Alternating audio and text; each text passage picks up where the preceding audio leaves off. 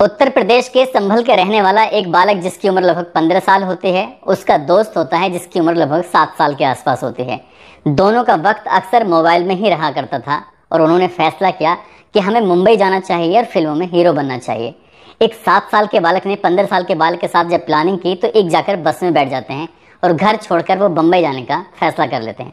उस बस ने उनको उतार दिया अलीगढ़ में और अलीगढ़ में जाकर वो रेलवे स्टेशन पर जाते हैं और एक ट्रेन का इंतजार कर रहे थे ताकि इस ट्रेन में बैठ जाएं, जबकि वो नहीं जानते थे ये ट्रेन कहाँ से आ रही है और कहाँ जा रही है, क्योंकि दोनों छोटे बच्चे थे। इसलिए किसी ने ना टीटी ना पुलिस ने उन्हें रोकने टोकने की ज़रूरत महसूस की। अब ट्रेन आती है। ट्रेन जैसे ही स्टेशन पर आकर रुकती है तो बहुत सारे यात्री उस ट्रेन से निकलकर अपनी अपनी मंजिल की तरफ जा रहे थे। कोई ट्रेन में बैठ रहा है तो कोई ट्रेन से उतर रहा है और इसी बीच में ट्रेन चल पड़ती है और जो 8 साल का बालक होता है या 7 साल का बालक होता है वो स्टेशन पर छूट जाता है और जो 15 साल का बच्चा होता है वो गाड़ी में आगे चला जाता है। गाड़ी दिल्ली की तरफ जा रही थी और जब दिल्ली की तरफ जा रही थी रास्ते में एक और स्टेशन पड़ता है। वो लड़का, क्योंकि जो 15 साल का है, वो अपनी ही उस दोस्त को तलाश कर रहा था, वो उस गाड़ी में मिलता ही नहीं। जैसे ही वो बालक वापस एक और ट्रेन से उसी स्टेशन पर पहुंचता है तब तक वो बालक गायब हो चुका था और इस बात को लेकर वो परेशान हो जाता है कि जो उसका दोस्त है वो गुम हो गया है। यदि वो अकेला घर वापस जाएगा तो ऐसा ना हो घर वाले उसे मारें पीटें, इसलिए वो एक और ट्रेन आती है। उस ट्रेन में बैठकर सीधा वहाँ से भाग जाता है। वो सीधा पहुँचता है जाकर यहाँ से हरियाणा के एक होटल में रहकर अपना जीवन यापन कर रहा था और बहुत ज़्यादा परेशान होता है। एक बार उस बालक को रोते हुए उस होटल पर एक खाना खाने वाला व्यक्ति देख लेता है तो वो पूछता है कि बेटा तुम कहाँ से आए हो, क्या है। तब वो अपनी परेशानी बताता है कि मैं इससे घर से भागा था लेकिन मेरा दोस्त गुम हो गया, इसलिए मैं अपने घर नहीं जाना चाहता। मेरे घर वाले मुझे बहुत पीटेंगे और उस बच्चे के घर वाले भी उसको पीटेंगे। तभी उसने कहा कि कोई बात नहीं है, एक बार अपने माँ बाप से बात कर लो, हो सकता है कि सब कुछ ठीक हो जाए।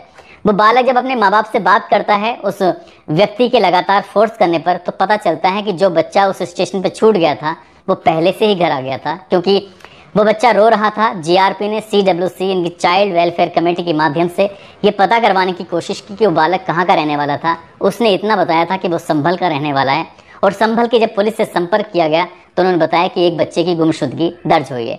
वो बालक जो 8 साल का था वो पहले ही पहुँच चुका था और जो दूसरा बड़ा बालक था 15 साल का, वो लगभग 6 महीने तक अपने घर से बाहर रहता है, लेकिन आखिरकार वो भी अपने माँ बाप से मिल जाता है। इस कहानी में एक डर था जो माँ बाप का, जो उस बच्चे को वापस अपने घर लेके जाने को तैयार नहीं था। लेकिन आज की कहानी जो मैं आपको सुनाने जा रहा हूँ, इस कहानी में भी कुछ ऐसे ही होता है। एक लड़की थी जो गलती कर रही थी और वो इतनी बड़ी गलती नहीं कर रही थी जितना बड़ा उसने बाद में इतना गलत कर दिया।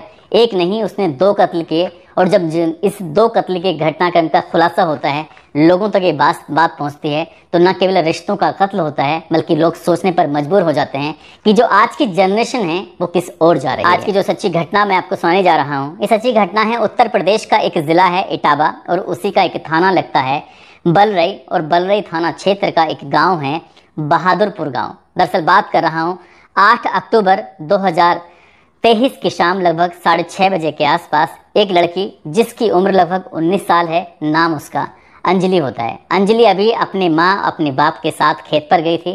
खेत से चारा लाती है और चारा लाने के बाद सीधा अपने घर आती है। माँ बाप अभी पीछे आ रहे हैं और जैसे वो घर आती है आकर अपना चारा रखती है, बच्चों को आवाज़ देती है। घर में 2 छोटी बहनें हैं, एक का नाम सुरभि होता है, दूसरे का नाम रोशनी होता है। सुरभि की उम्र अभी 4 साल के आसपास है और रोशनी की उम्र लगभग 7 साल के आसपास है।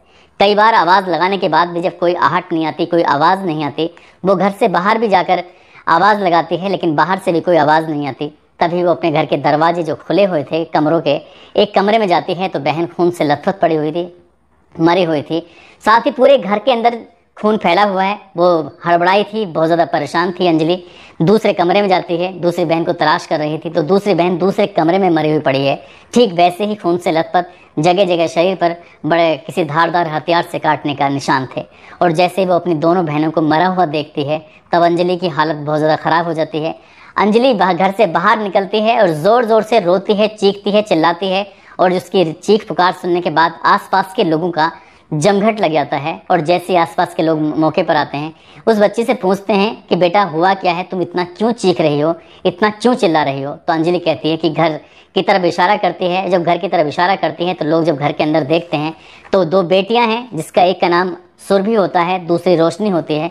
दोनों ही मरी हुई हालत में पड़ी होती हैं। वाकई ये दृश्य इतना भयानक होता है कि जो भी देख रहा था उसकी आंखों में आंसू थे, और देखते ही देखते ये पूरी गांव में खबर आग की तरह फैल जाती है। लोग परेशान होते हैं। तभी गांव का प्रधान 112 नंबर पर फ़ोन करता है और बताता है कि गांव का एक व्यक्ति है जिसका नाम जयवीर सिंह पाल है, जो कि खेत किसान है, जो कि खेत पर गया हुआ था। उसकी पत्नी सुशीला वो भी खेत पर गई हुई थी, और उसकी 2 बेटियों की किसी ने हत्या कर दी है, वो भी बहुत ही निर्मम तरीके से। जो एसएचओ होते हैं अनिल मणि त्रिपाठी अपनी फोर्स के साथ मौके पर पहुंच जाते हैं, और देखते ही देखते ये पूरे ज़िले में वायरलेस फैल जाता है। अब यहाँ के एसपी आरए हों या फिर एसपी सिटी हों, एसएसपी हों, ये मामला फिर यहीं मतलब इटावा ज़िले में नहीं था बल्कि कानपुर रेंज में फैल जाता है। और कानपुर रेंज के जो आईजी साहब होते हैं प्रशांत कुमार, वो भी घटना स्थल पर पहुँच जाते हैं, और देखते ही देखते कानपुर और इटावा की जो फॉरेंसिक टीम होती है, डॉग स्क्वाड होती है, सर्विलांस टीम होती है, एसओजी होती है, तमाम टीम यहाँ पर पहुँच जाती हैं जानने के लिए कि आखिरकार मामला क्या है। अब सबसे पहले सवाल उस लड़की से किया जाता है, अंजलि से, क्योंकि अंजलि ने ही सबसे पहले उन दोनों बहनों को देखा था मरी हुई हालत में। उस बेटी से बड़े प्यार से पुचकारते हुए पूछते हैं कि बेटा आखिरकार क्या देखा था तुमने, क्या नहीं देखा है। वो बताती है कि मैं अपने माँ बाप के साथ शाम 4 बजे खेत पर गई थी और वहाँ से चारा लेके आई थी, और लाने के बाद जैसे ही मैंने घर पर रखा अपनी बहनों को तलाश करने की कोशिश कर रही थी, क्योंकि जो इसकी दूसरे भाई हैं, एक भाई इसका अनुज है जिसकी उम्र लगभग 17 साल के आसपास है, दूसरा भाई इसकी उम्र लगभग 14 साल के आसपास है। ये दोनों ही भाई गए हुए थे बकरी चराने के लिए, जबकि 2 और भाई हैं जिसमें एक नंद किशोर है जिसकी उम्र 12 साल है, दूसरा भाई है कन्हैया जिसकी उम्र लगभग 10 साल के आसपास है। वो गली में खेल रहे थे, 2 भाई खेल रहे हैं, 2 भाई बकरी चराने के लिए गए थे। 2 बहनें हैं जो घर के अंदर है, एक बहन है जो माता पिता के साथ खेत पर गई हुई थी। पूरी कहानी बताती है। फॉरेंसिक टीम अपने हिसाब से जांच पड़ताल कर रही थी, और जांच पड़ताल करते करते पुलिस ने देखा कहीं घर में चोरी के सिग्नल तो नहीं है, किसी ने चोरी करने का प्रयास किया हो और इन लड़कियों ने देख लिया हो, उसे रोकने की कोशिश की हो।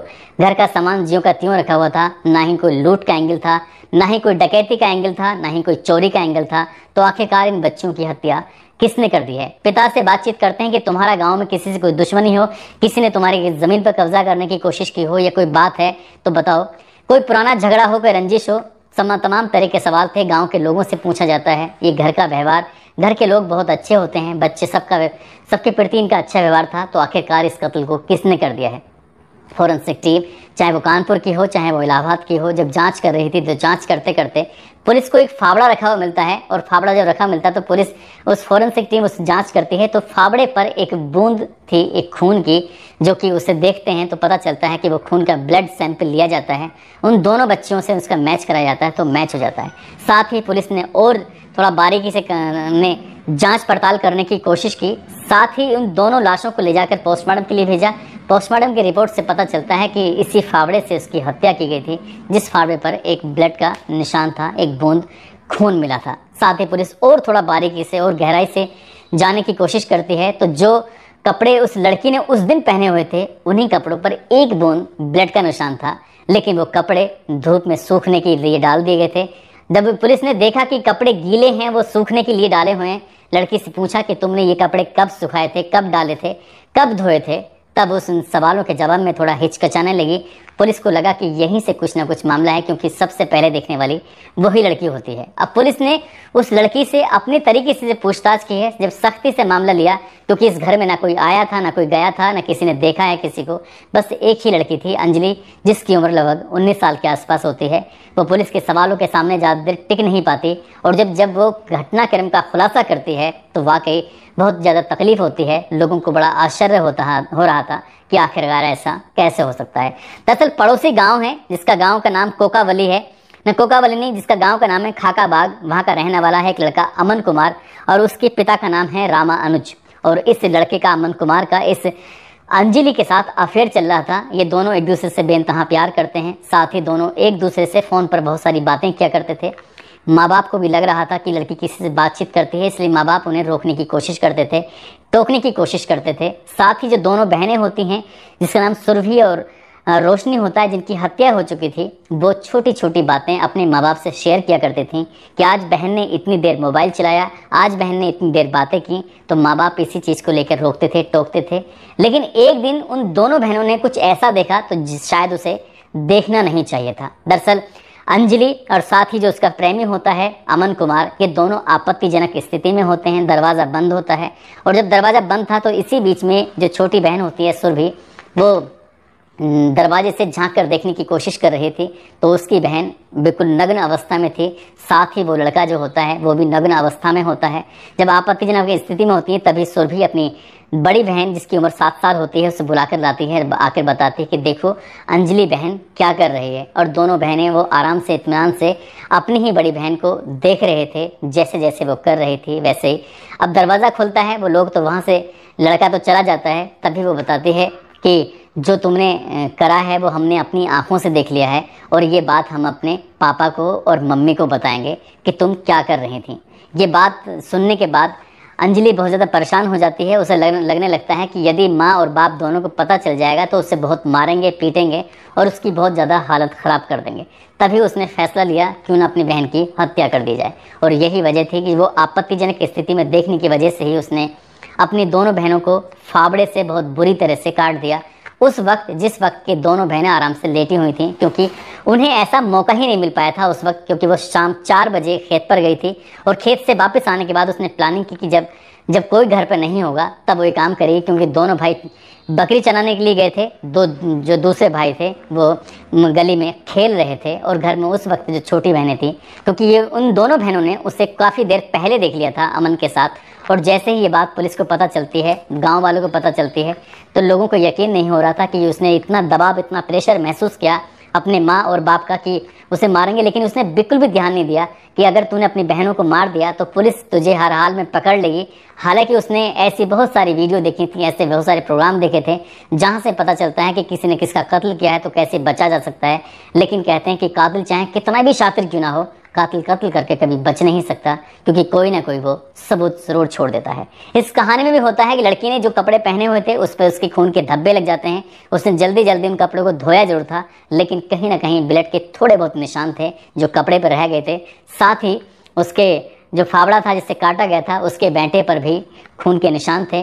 और यही नहीं, जो कपड़े रात में सूख रहे थे, पुलिस ने बस इसी बात को लेकर सवाल पूछा और घर वालों ने बताया कि ये कपड़े तो तुमने आज शाम को पहन रखे थे जो खेत पर तुम गई थी। बस वहीं से उसका बहुत सारा खुलासा हो जाता है, बहुत सारी बातें पता चल जाती हैं और ये पता चल जाता है कि एक पड़ोसी गांव के लड़के के साथ उसका शारीरिक संबंध है जो उसकी छोटी बहनों ने देख लिए थे। फिलहाल पुलिस ने उस लड़की को भी गिरफ्तार किया, साथ ही उसने उस अमन कुमार को भी गिरफ्तार किया, क्योंकि उस लड़की ने अपने प्रेमी से बताया था कि दोनों बहनों ने हम दोनों को इस तरह की स्थिति में देख लिया, अब क्या करना चाहिए। तो अमन कुमार ने सही सलाह, सही मशवरा देने के बजाय उसने कहा कि इन दोनों को ख़त्म कर दो और पुलिस ने उसको 120 यानी कि साजिशकर्ता बनाया है। उसी की साजिश के तहत ही दोनों बहनों की हत्या हुई थी। काश अमन ने अगर ये कहा होता कि पता चल गया है तो चलने दो, अपने माँ बाप से कहकर मेरे लिए बात करना, दोनों शादी करेंगे, ज़िंदगी जिएंगे। अगर उन्होंने मना किया तो शायद यहाँ से दूर कहीं चले जाएंगे। काश वो ये फैसला लेते यहाँ से दूर जाने का, साथ रहने का, तो 2 लड़कियों की ज़िंदगी कभी ख़त्म नहीं होती, कभी मरती नहीं। माँ और बाप का पूरे परिवार का रो रो कर बुरा हाल हो गया है। वो कह रहे थे काश बेटी ने बताया होता तो शायद इस गलती को हम माफ़ कर देते, लेकिन जो उसने दोनों बहनों के साथ किया है इस गलती को हम कभी माफ़ नहीं कर सकते।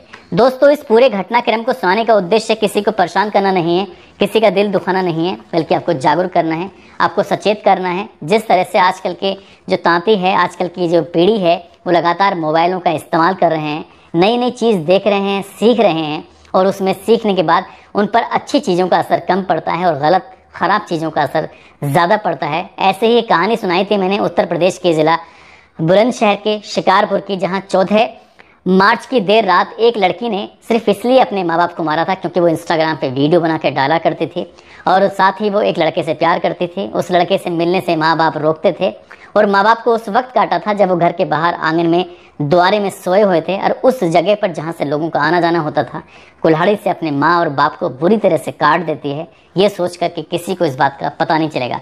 हालांकि पुलिस को 1 या 1.5 महीने का समय ज़रूर लगा था, लेकिन पुलिस ने असली कातिल को पकड़कर जेल भेज दिया था और वो लड़की आज भी सलाखों के पीछे है।